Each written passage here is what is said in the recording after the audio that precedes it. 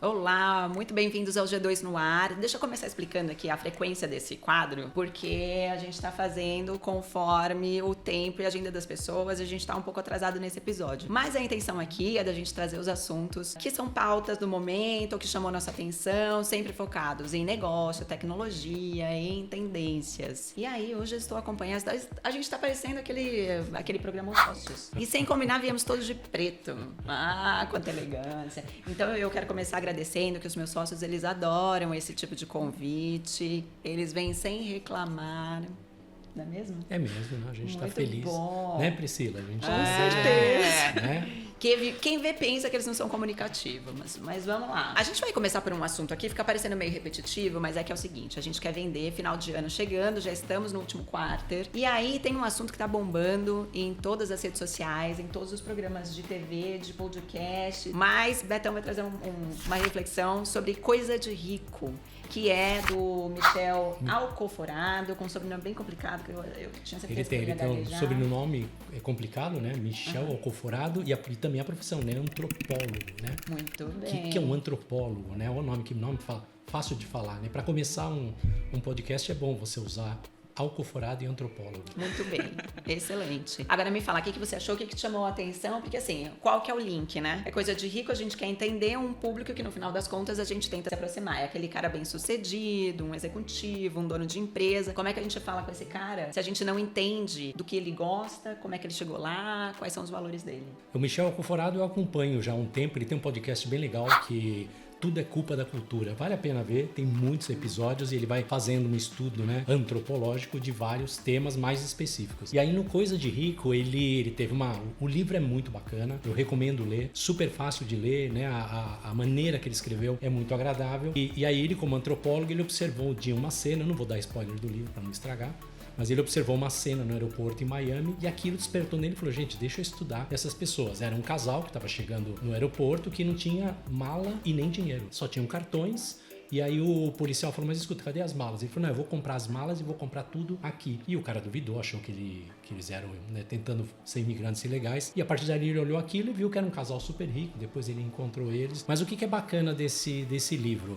Ele faz uma análise, né, de o que é ser rico. O que é ser rico no Brasil? O que é ser rico na Europa? O que é ser rico nos Estados Unidos? E há uma diferença muito grande, né? Porque a sociedade, elas se formaram de uma forma diferente. Então você pega o europeu, ele enaltece o ócio. Para nós e para o americano isso é um horror, né? Nossa, como eu não trabalho? Por quê? Porque trabalhar naquela época, né, na Europa, era ser pobre. Era você ser o lavrador, era você ser o cara que cuidava do gado. Ser rico era ler, ouvir música clássica, não fazer nada, jogar seus joguinhos de bola. Aqui no Brasil foi justamente o contrário, né? Os escravagistas, o período escravagista no Brasil, quando os escravos foram libertos, aí esse pessoal não tinha o que trabalhar, eles eram vagabundos. E aí na ditadura nós tivemos uma lei, né? Lei do ócio. Você tinha que ter carteira assinada para provar que você trabalhava. Então isso gerou uma categoria de ricos no Brasil que o bonito é ser ocupado. Tá muito ocupado, eu não tenho agenda para nada, né? Eu não consigo levar meu filho na escola e por aí vai. E aí eles têm valores, eles se relacionam com coisas que mostram que ele é rico. É a marca do carro, é a roupa que ele veste, é o perfume que ele usa, é o colégio que o filho estuda. Então essa é a grande diferença do nosso rico. E aí o Michel ele foi analisando e viu que o rico mesmo, ele se relaciona com experiências. É uma coisa diferente. Ele não precisa mostrar a marca dele na camiseta dele. A camiseta dele precisa ter uma cor que é igual de todo mundo. E o outro rico que sabe onde ele comprou, sabe que ele realmente é rico. Então a experiência vale muito mais. Eu tenho um carro de luxo, um Porsche. É legal, mas legal é ir para Stuttgart e poder dirigir no autódromo lá, ir no museu da Porsche. Isso é bacana, não é ter o carro para mostrar o carro. Eu acho que trazendo um pouco disso pro nosso negócio é o que a gente tenta praticar. É difícil fazer uma analogia do Coisa de Rico com B2B, né? Porque é um livro que faz uma crítica social, né, lá no fundo, mas eu acho que o nosso público busca essa experiência. Quando a gente fala do público de tecnologia, de TI e de RP como SAP, ele busca uma experiência, ele busca uma consultoria que atenda ele bem, que ele possa falar com os donos, que ele possa abrir os números dele com tranquilidade, saber que a gente olha para os números dele como a gente olha os nossos. Não tem diferença social, né? Eu acho que é um pouco isso, Gal. É uma história muito extensa, Coisa de Rico é um livro gigante, não sei se respondi tua pergunta, Mas eu acho que é por aí. É isso aí, fazendo uma comparação, né, numa experiência que a gente acabou de ter, que a gente teve na Europa, então sobre o tempo. Aí você vai visitar, a gente esteve nos castelos, e aí tem lá uma plaquinha explicando, aqui era um cantinho onde a princesa, a rainha sentava para tomar o seu vinho e apreciar a vista. E era isso que era bacana de se fazer, era ter tempo para apreciar a paisagem. E realmente a gente entra nessa loucura de trabalho, de não ter tempo, e que a gente percebe gente que acaba até forçando um pouco a barra, né, de não ter tempo, porque isso tem que ser dessa maneira, né, não ter tempo. Eu acho que sim. Legal. Eu acho até que a gente vende um pouco disso, né? Então, pelo que você está falando, luxo é tempo, né? É uma coisa luxuosa. Eu ter tempo para o europeu. Para aqui o europeu. Não, né? Aqui eu acho que já começa um pouco. Se a gente oferece para ele uma solução que ele tem mais tempo para estar com a família, mais tempo para fazer esporte, e a gente já começa a notar que o rico começa a se dedicar mais para esporte, eu acho que a gente pode dizer que a gente está aprendendo um pouquinho. Não é mais tão legal eu ser 25 horas por dia lotado, né? Não tenho menos uma hora para trabalhar. Então eu acho que está começando. Mas tem uma categoria de rico como o Michel explica, que é pura marca, ele tem que seguir modelos, ele tem que seguir padrões que identificam ele como rico. E aí tem uma coisa gozada que ele explica bem, né? Todo rico acha que é menos rico do que o outro. Então ele compra um carro de luxo, o do vizinho é muito mais luxuoso e o do outro muito mais luxuoso. E a casa dele também. E aí você vê essa loucura que a gente tem aqui no nosso país, que é quanto tem a sua casa? 5 mil metros quadrados. A minha tem 5.100, né? É diferente quando você vai para a Europa, que você pega... Eu vivi lá, né? Então se você pega um conde, um duque, andando num Fiat belinho, bem por quê? Porque ele quer ir pro golfe, ele quer ir tomar o vinho dele, ele quer ouvir a música clássica dele. Então, porque é isso mesmo, né? A gente trabalha com SAP, por exemplo, que não deixa de ser uma grife. No mercado B2B, as grandes empresas, né? As multinacionais, a SAP tem mais de 400 mil empresas como clientes, então é uma marca de peso e que quem compra SAP, né, os nossos clientes, ele faz questão de dizer que está trabalhando com a líder mundial nesse negócio, que é sistema de gestão, né? SAP é bem isso. SAP é uma experiência, né, para quem entra, porque ele entra num outro mundo. Ele entra no mundo de compliance, ele entra no mundo de legalidade, ele entra no mundo que ele controla o risco dele, ele muda a maneira de olhar a empresa dele. Então, ele tem uma boa experiência depois que implanta, né? A gente sempre tem que falar que até chegar lá tem um passo aí que é uma terapia, mas SAP, ele vai ter network, ele vai estar no mundo de grandes empresas, os eventos são todos muito bem estruturados. Por quê? Porque são 400 mil empresas, acho que 85% do mercado mundial de grandes empresas usa SAP, então você entra para esse, eu poderia chamar de seleto clube, né? Faz parte. Eu quero pensar em vender minha empresa, tem que ter SAP. Não tem como não ter, faz parte, né? Se for um fundo de investidor nacional, talvez ele até aceite alguma coisa local, sem desmerecer nenhum, né, produto local, a gente tem excelentes produtos, mas se for uma empresa de fora, ela vai exigir SAP. Por quê? Porque faz parte desse clube, né? Você tá nesse clube da Ferrari dos ERPs. E aí eu acho que isso que a gente pode levar um pouco. A gente tenta o tempo todo, né? Na G2 a gente tem esse DNA de tentar ser uma consultoria premium desde o nascimento, né? Estamos tentando até hoje, né? A gente já chegou bem longe, mas a gente tenta passar para o nosso cliente essa experiência legal. Então, é difícil implantar um ERP? Putz, não é fácil, né? Arrumar a casa, fazer a reforma, incomoda, faz poeira, suja o chão, mas depois fica muito bacana, né? E com a SAP em casa, ele passa a ter também mais tempo para se dedicar às outras coisas, porque aí com um sistema confiável, ele tem ali todos os relatórios necessários, o compliance, e pode dedicar seu tempo ao luxo e curtir a vida. Isso aí, ao prazer. Né? Muito bem.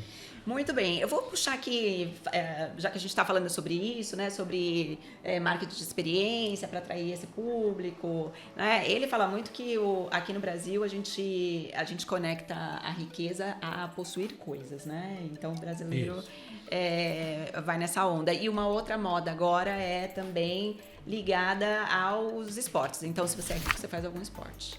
Aí eu acho que tá equilibrando, porque se você precisa fazer esporte, você precisa de um pouco de tempo para fazer esporte, né? Não, mas tem esporte de rico, né? Exatamente. O Michel fala isso, não é todo esporte, não é qualquer esporte. Vamos linkar aqui com o G2 Esportes, então. Tem novidades pra gente falar um pouco da G2, o que tem acontecido por aqui nos últimos dias. Então, a gente tem novidades da Alice, primeira viagem internacional, competição internacional. A Alice, nossa skatista queridíssima. Tá com 10, fazendo aí 11 anos e já é uma estrela aí do esporte. Ah, é uma graça, ela é muito simpática, né? Uma fofa. E Pedrão, no kart, pela primeira vez, deu primeiro lugar. Deu primeiro numa das lugar. corridas em Itu, como é que foi? Na última corrida ele conseguiu um primeiro lugar na primeira bateria. Na verdade ele chegou em segundo, mas andou super bem porque os dois que estão disputando o título desse ano, os dois ficaram na traseira dele, ele segurou. E aí ele chegou em segundo lugar atrás do presidente do Pé de Chumbo. Claro, ele não é louco, né, de passar o presidente do Pé de Chumbo. E ele chegou em segundo, mas o Marusso teve, né, um toquezinho lá, ele foi penalizado. E aí o Pedro passou para primeiro. Na segunda bateria ele chegou em quinto lugar. E aí ele chegou muito perto de estar entre o número 1 e o número 2 do pódio, mas ele teve em terceiro. Está felicíssimo, né, que ele conseguiu finalmente subir no pódio. Acho que é o começo dele, hein? Vai dar trabalho no Pé de Chumbo, né? Primeiro ano vai encerrar muito bem. A gente entrou em outra seara aí, que é o tênis. Tivemos um torneio de tênis também patrocinado pela G2. A gente patrocinou o torneio de tênis no Serra Azul 1, né? Teve um torneio bacana. É outro nicho, outro esporte que a gente gosta muito, né? Eu particularmente adoro o tênis. E foi bem legal, foi um evento bacana, né? Puxando gancho para o que você falou de network, de experiência. Eu acho que no esporte a gente une as duas coisas, né? Então, o Pé de Chumbo é uma baita equipe, tem 20 anos aí no mercado, mas é uma equipe de network de empresários. Aí você encontra eles nos treinos, você corre com eles. Então, além da corrida, você confraterniza muito. E o tênis foi bem isso. Foi a primeira nossa, mas eu achei que foi bem legal. Uma turma muito bacana, premiamos os campeões, foi bacana. Falando do que vai acontecer, a G2 vai comemorar os 65 anos, né, de vida e um aniversário importante, vai ter festa, a gente vai postar nas redes sociais e também vai mostrar um pouco dessa celebração, que não é fácil, não é mole. E lá nos nossos grupos, né, cada um tá num grupo aí executivo para comentar das tendências, as últimas notícias, e aí em um dos nossos apareceu uma notícia lá sobre Bauducco. Bauducco tem mais de 70 anos, né? Uma empresa muito tradicional, tá chegando no final do ano. Eu sou a louca do panetone, eu fico me controlando porque eu adoro panetone. Bauducco tem é uma outra qualidade mesmo, né? Não tem nem o que se discutir. Agora, fazendo esse gancho pra gente que tá completando 35 anos, não é fácil. A gente tá sempre tentando programar o futuro pra manter a nossa marca, a tradição da empresa. E a gente tá num plano de sucessão. Conta um pouco. Você que tá mais à frente, cutucando a gente pra tomar as providências que tem que tomar, não é fácil. Conta como que a gente tá fazendo isso, Pri. Pode contar a idade do Beto? Pode. Pode. Não parece, né? Mas Beto tem 61 anos, né? E já tá querendo se aposentar. Mas aí, desde que ele informou... Elas adoram falar que você vai pescar, que você vai viajar. Lá pro começo, né? Na verdade, eu não quero não fazer nada, né? Então, você quer ser o rico europeu. Eu quero ser o rico que não faz nada, é isso. Não, ele quer ir pro conselho, né? A gente fala aposentar porque ele quer reduzir um pouco a carga, né? Mas quer ir pro conselho, né? Acho que com 55, né, Beto? Você começou com essa história, né? De falar, gente, vamos começar a pensar sobre o plano de sucessão, né?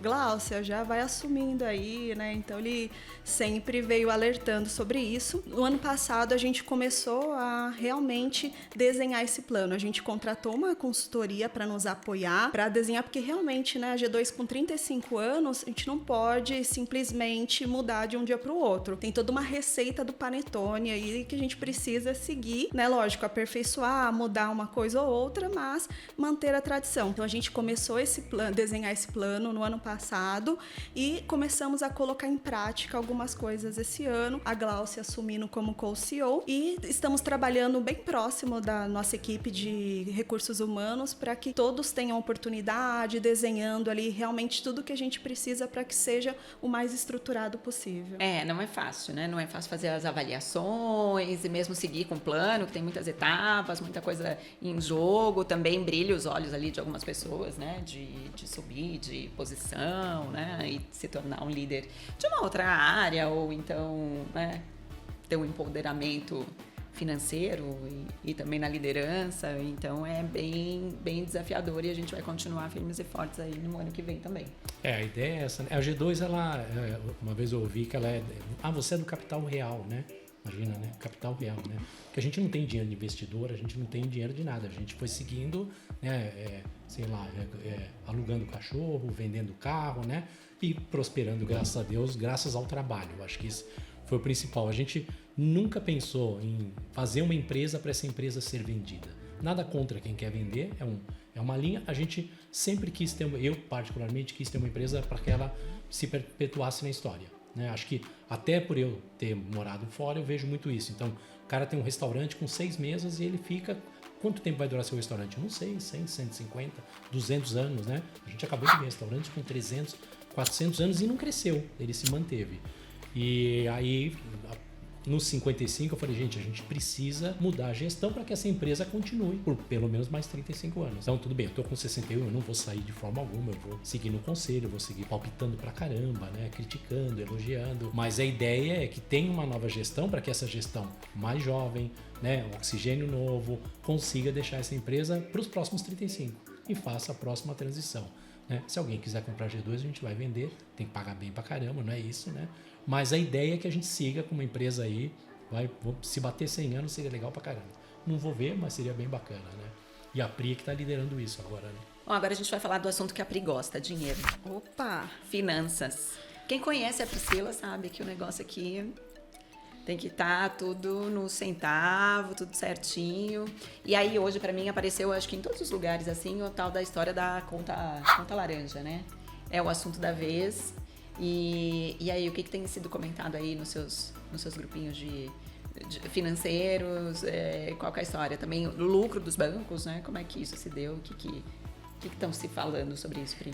Se fala muito sobre o compliance, né? Referente às bets, como está sendo regularizado agora, então ainda é um terreno muito duvidoso, né? As pessoas ainda não sentem confiança, né, nesse mercado. E no grupo que eu participo, teve uma discussão, uma pessoa recebeu uma proposta para ser CFO de uma bet e ficou em dúvida, né? Assim, era uma proposta excelente financeiramente, mas poderia colocar em risco a carreira dele, né? O nome dele. Então, ele começou a avaliar ali tudo que seria necessário para aceitar essa proposta. Ele fez uma enquete sobre quantos aceitariam ou não. E apenas 10% disse que aceitariam a proposta. Os outros 90% realmente ficaram ali preocupados mais com a reputação, né? Mas desses 10%, alguns comentaram que até aceitaria se tivesse um sistema de gestão, sim, com as informações confiáveis. Algumas pessoas que responderam sim nessa enquete comentaram que só aceitariam se realmente tivesse um sistema de gestão por trás que desse ali todas as informações necessárias com compliance e transparência para assumir esse cargo e reduzir o risco, né, de ter qualquer problema futuramente. E aí, Pri, falando a Glaucia citou do lucro dos bancos, e eu vi que realmente foi um número assim, extraordinário. Eu sinto que esse ano a economia está meio parada. Assim. Eu não sei se é um sentimento G2, mas eu tenho feito pesquisa de campo. Todas as empresas reclamam que, como se diz no jargão da Bolsa de Valores, está andando de lado. Né? A gente não está indo nem para trás, mas a gente não está crescendo. Tanto é que a gente não vê notícia de um PIB extraordinário, o PIB não se fala mais dele, né? E então eu sinto que a economia está um tanto quanto tímida, com medo de investir. Como é que os bancos conseguiram ter um lucro deste tamanho num ano que pra gente está super complicado? Pelas reportagens que eu li, comentam que os bancos, os 3 principais, né, Santander, Itaú e Bradesco, cresceram em torno de 20% em relação a 2024. E que, né, acreditam que esse resultado tenha sido pela taxa de juros que está altíssima, né? A Selic já vem há um tempo aí batendo os recordes dos últimos anos. Então, isso tem feito com que o banco tivesse um resultado melhor. E também a expansão da carteira, né, novos clientes. Acredito que também muitas pessoas que apostaram ali no início em bancos digitais, alguns estão retornando também para grandes bancos, créditos. Então, acho que isso que fez com que aquecesse a economia, principalmente bancária. Faz sentido, né? Taxa de juros alta e tomada de crédito, a gente vê que está todo mundo com financiamento solto aí. Aliás, eles não param de oferecer dinheiro, né? Até cansa, né? Fala, não quero me endividar, mas está explicado. Muito bom. Alguém está fazendo dinheiro independente do mercado, tá meio devagar. E voltando ao que está por vir, então. Tem festa de 35 anos. Não pode esquecer também do Summit da G2, que vai acontecer em novembro também, né? Exatamente. Esse ano a gente está adiantando um pouco a reunião de encerramento, ver nossos números, porque a gente vai juntar com um festão aí de 35 anos que a Pri está organizando financeiramente. Não é mesmo? Fazendo os numerozinhos todos, mas vai dar um festão. Estudamos o orçamento, fizemos o planejamento e agora é curtir. Bem, vamos executar, exatamente. E aí a gente vai trazer todo mundo, porque acho que é sabido já, a gente tem colaboradores no Brasil inteiro e até em outros países, e vem a galera em peso dessa vez pra gente comemorar. A gente vai aproveitar então pra fazer o nosso summit e festejar. Muito bem. Então, é isso por hoje. Eu acho que vale a pena a gente explicar onde a gente tá, porque a gente mudou o cenário, a gente não está no escritório da G2. Explica aí, Beto. A gente está no Creative Studios, aqui em Itupeva, muito legal, né? Você viu, eles fizeram todo o cenário com cor G2, né? O Jorge e a Angélica, uns amores, recebem você com um bolinho na frente, com café, com água. A gente está estreando o estúdio, a partir de agora a gente grava aqui. Ele não é só um estúdio de podcast, é um estúdio para música também de primeiríssima. Então, obrigado, Jorge, obrigado, Angélica. E, pessoal, vamos fomentar a economia local, né? Vamos aproveitar e vir para cá. Tem um espaço bem legal, né, puxando a brasa para a sardinha do Creative lá fora. Então você pode gravar sua música aqui e fazer uma fogueirinha lá fora, tomar um vinhozinho, né? Fomos super bem recebidos, primeiro de muitos. Exatamente, vem para Itupeva, centro do mundo, né, vizinhos? Com centro certeza. do mundo. Muito bom. Pessoal, esse foi mais um G2 no ar. Muito obrigada para você que ficou até o final, vendo nosso conteúdo aqui. Sempre que der, a gente vem aqui bater esse papo para falar no que a gente está de olho, o que a gente acredita de tendências e para dizer o que a gente está fazendo como G2, como empresa de tecnologia. Não esquece, segue a gente nas redes sociais, estamos em todas, só buscar por G2 Tecnologia. A gente está no Insta, no YouTube, no LinkedIn, tá facinho. E aí no nosso site tem maiores explicações sobre os nossos serviços, sobre o que o G2 faz. Então, assim, muito obrigada. Nem doeu. Não doeu, não. Foi tá bom. Vendo? Chegamos ao final, a gente foi de B2B, coisa de rico, alto nível, B2B, até o nosso compartilhar com vocês sobre o nosso plano de sucessão. E é isso, o nosso negócio, o negócio da G2 não é venda de software. A gente vende segurança, status e um outro nível, uma outra experiência quando se fala em gestão de negócios. Muito obrigada. Até uma próxima. Tchau, tchau. Até a próxima. Tchau.